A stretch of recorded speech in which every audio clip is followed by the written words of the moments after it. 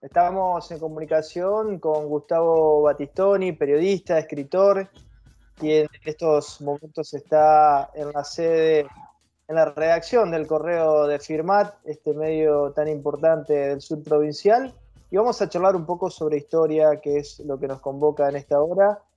A propósito de la fecha, una fecha muy triste para la República Argentina, que es el 6 de septiembre de 1930, el primer golpe, por lo menos del siglo XX, ¿no? Porque algunos citan como primer golpe el que sufrió Dorrego, ¿no? Durante el siglo XIX, materia de análisis, de debates, pero lo cierto es que el golpe de Estado del 6 de septiembre de 1930 cambió la historia nacional y el peso de los intelectuales, de ciertos intelectuales, la generación de las condiciones para este golpe de Estado realizado por el ejército, bueno, fue medular. Sobre esto ha escrito una columna, una nota Gustavo Battistoni y lo estamos convocando para reflexionar al respecto. Gustavo, ¿cómo estás?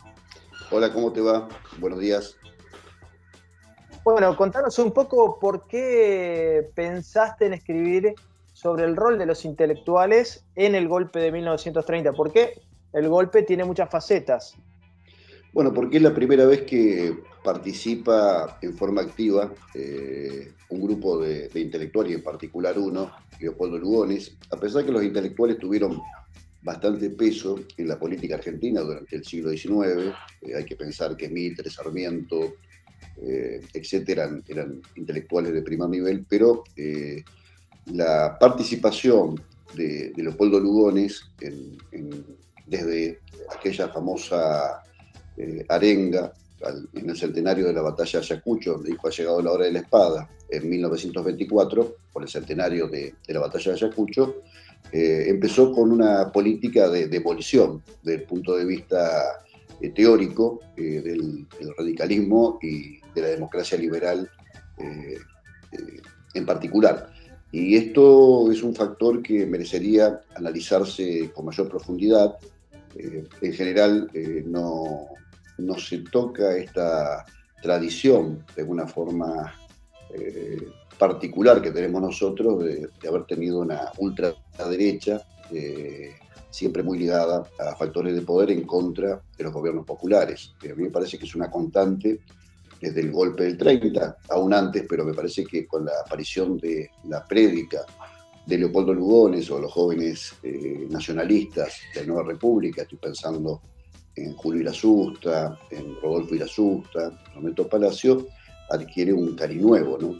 que merece ser remarcado, y por eso en la nota yo hago hincapié en el ambiente intelectual, no solamente estos grandes pensadores argentinos, sino también la prensa.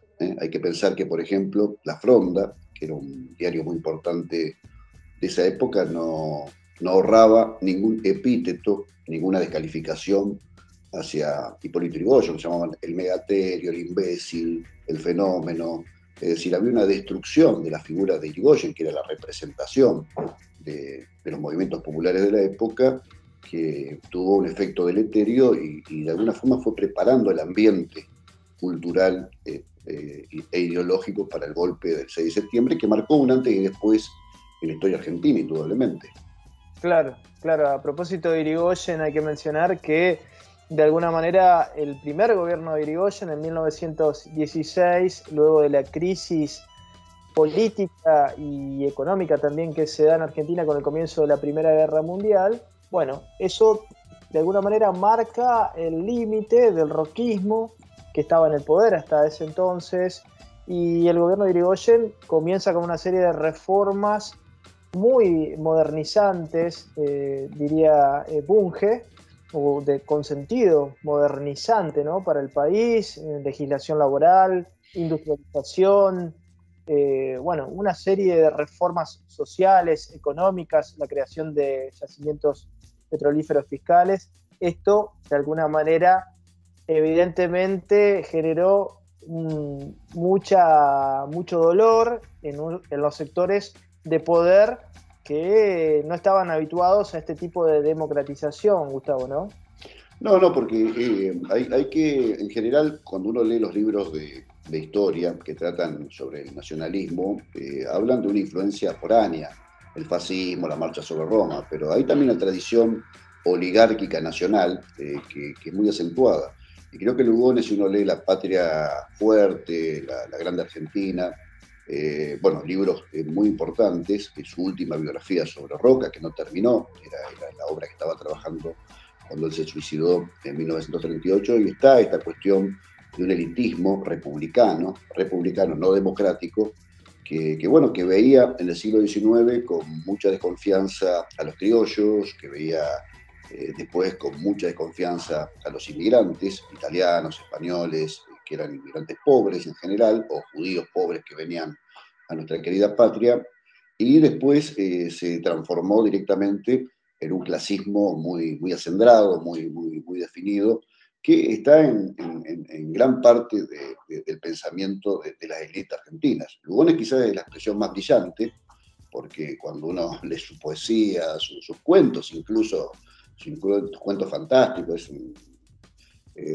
intelectual extraordinario. Yo creo que los jóvenes harían un muy buen ejercicio leyéndolo con mucha prudencia cuando lo leemos en materia política, sobre todo el último Lugones, porque el primer Lugones, hay que decir, que estuvo ligado al anarquismo y al socialismo, y después con los años fue deviniendo en ultra-reaccionario. Pero yo quiero remarcar esto, que a veces en ciertos sectores hay una fascinación por los intelectuales. Pasó con el caso de Borges, ¿no? Que fue un apologista del golpe de 73, de 76, perdón, y del golpe de 73 en Chile, de Pinochet en particular, lo que le valió que no le dieran el premio Nobel de literatura, este posicionamiento político, pero hay que remarcar esta noción de que los intelectuales suelen jugar un papel importante, quizás no el definitivo, pero en el caso de Lugones fue una persona con muchísima influencia en el ejército y en la prensa de su época, en sectores medios, y bueno, fueron de alguna forma estos sectores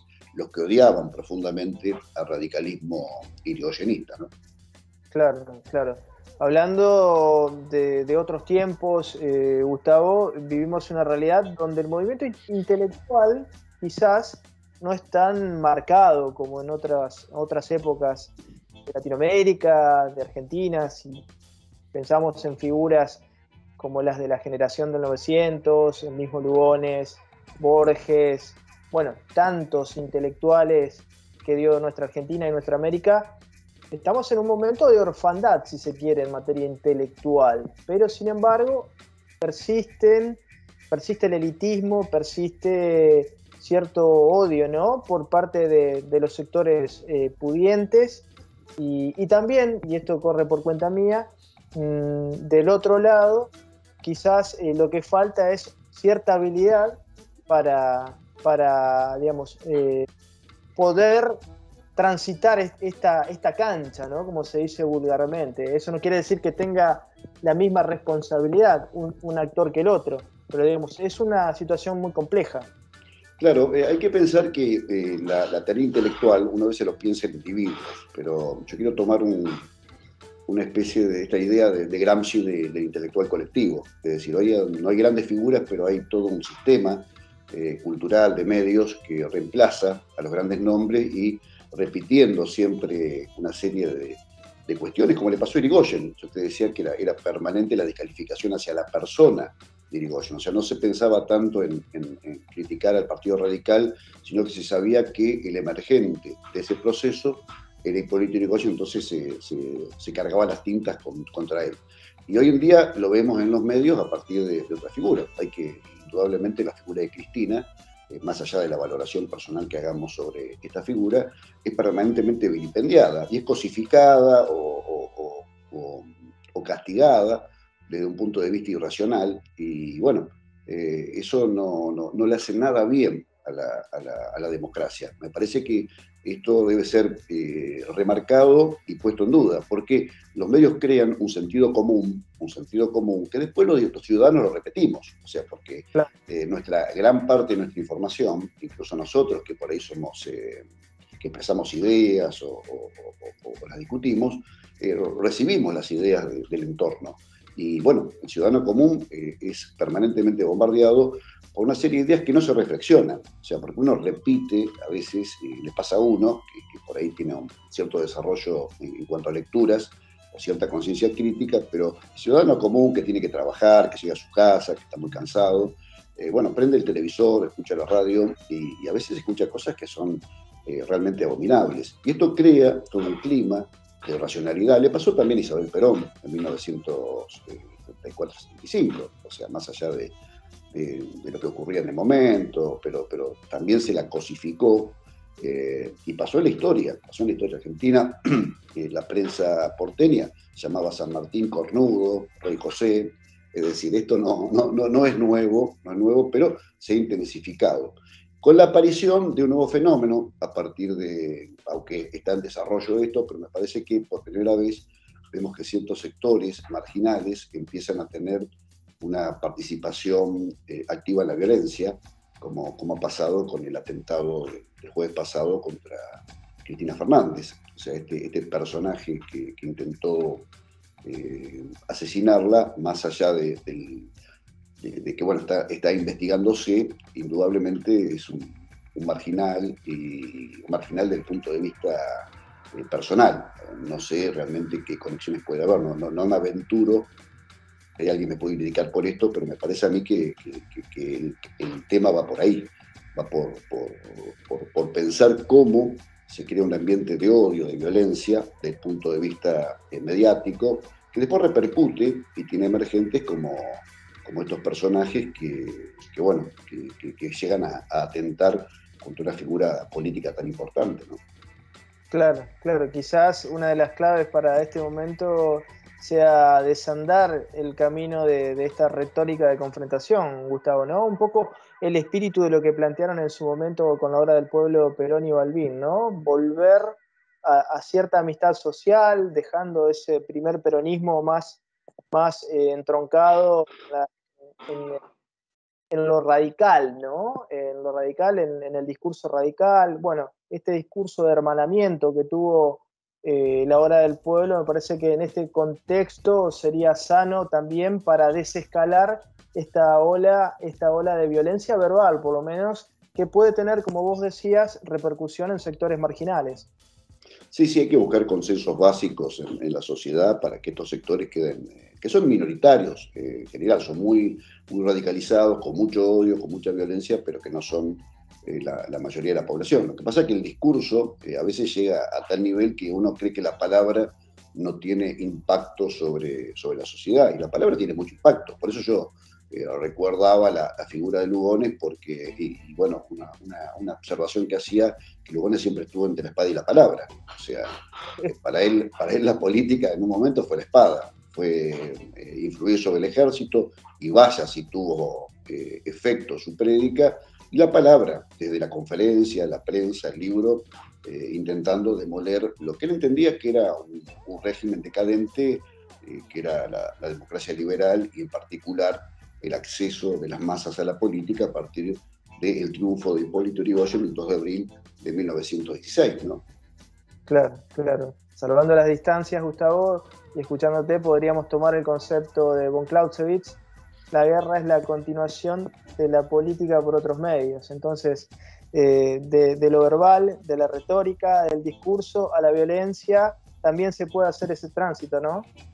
Sí, porque eso crea un clima, un ambiente, y hay que ver los procesos históricos en Alemania, ante el nazismo, incluso en el franquismo, la violencia que se fue desatando. Primero las palabras, que parece increíble esto, ¿no? Pero cómo uno puede atisbar determinados desarrollos históricos a partir de lo que comienza a discutirse en los lugares públicos, en las casas. Y bueno, esta tendencia que tenemos a veces a descalificar y a cosificar al otro en un lugar, despersonalizándolo, es absolutamente negativa para cualquier sociedad, y en particular para Argentina, donde tenemos tantas tareas que cumplir y tantos problemas que resolver. Y me parece a mí que quedamos a veces en la personalización y no podemos ver más allá de nuestras narices, ¿no? Sin duda, sin duda. Gustavo Battistoni, periodista, escritor, te agradecemos estas reflexiones y las seguimos en cualquier momento. Bueno, Luis, gracias y bueno, estamos en contacto.